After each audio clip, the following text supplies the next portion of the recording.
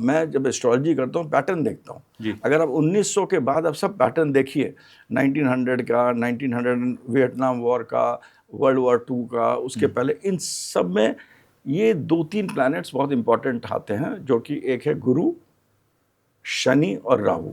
ये प्लैनेट्स बहुत important play करते हैं, और आज की तारीख में ये प्लैनेट्स की स्थिति वही है जो कि उस टाइम थी। यानी कि आप ये कह रहे हैं कि ये जो सर्किल है एक बार फिर से उसी मोड पर आ गया है जिस मोड पर 45 के अराउंड हमने देखा था। बट ये अभी शुरुआत है, अभी कुछ साल लगेंगे उस स्टेज में पहुंचने में कि वो वर्ल्ड वॉर हो। सर एक और क्वेश्चन मेरा है, आपने कुछ 4-5 प्लेनेट का जिक्र किया जिसमें राहु हो गया, शनि हो गया, मंगल हो गया, गुरु हो गया, यूरेनस का मैं जिक्र और करूंगा। आजकल बहुत ज्यादा ये कहा जा रहा है कि यूरेनस जो है 7 साल में एक बार ट्रांजिट करता है, और अब जो है वो जेमिनाई में आ रहा है। 25 तारीख को जो अभी गुजर गई है 25 तारीख, उस 25 तारीख को यूरेनस ने एंटर कर लिया जेमिनाई में।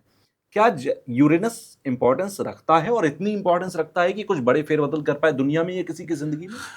देखिए, वैदिक एस्ट्रोलॉजी में यूरेनस को नहीं मानते हैं। अच्छा। इट इज प्लैनेट है, बहुत बड़ा प्लैनेट है, दूर है, but if I can try to combine western astrology and Vedic astrology together, दोनों को हम एक साथ देखते हैं, क्योंकि अल्टीमेटली दोनों एस्ट्रोलॉजी में, वेस्टर्न एस्ट्रोलॉजी में एक चीज कॉमन है, राशियां। एरीज, टॉरस, जेमिनी इंग्लिश में पढ़ते हैं, बिल्कुल। मेष, वृषभ हिंदी में तो पढ़ते हैं, हिंदी पढ़ते हैं, तो एक सन साइन मून साइन के हिसाब से दे आर कॉमन चीज़ें हैं। तो उसको देखते हुए जेमिनी में आपने, जैसे आपने राइटली पूछा, जेमिनी में जा रहे हैं, तो जेमिनी भी एक राशि है जी। तो यूरेनस जब ट्रांजिट कर रहा है, एक बहुत बड़ा प्लैनेट है, वर्ल्ड की सुपर कॉन्शियसनेस को चेंज करेगा, and it is a planet which is the planet of change.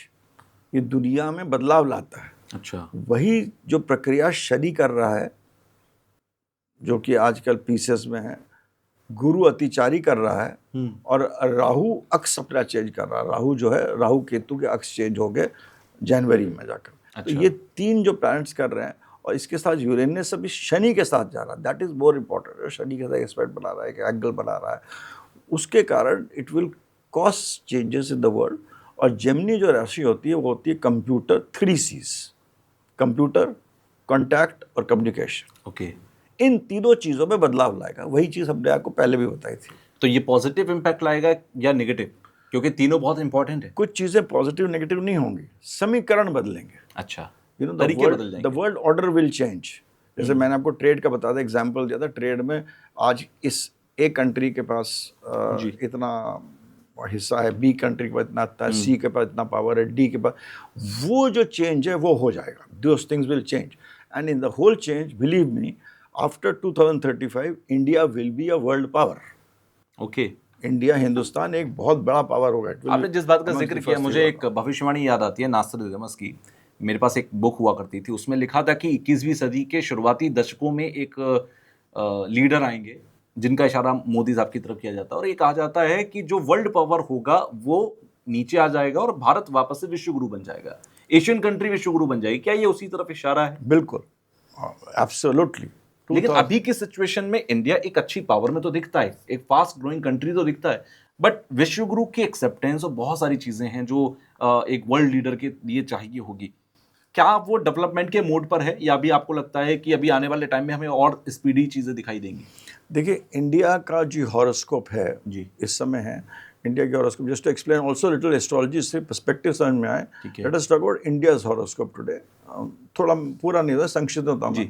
India की हॉरोस्कोप में जो लग्न में आपका राहु है, और सेकेंड हाउस में मार्स है। अच्छा, मार्स एंड राहु का कॉम्बिनेशन है इंडिया की हॉरोस्कोप में, आगे पीछे प्लैनेट्स हैं।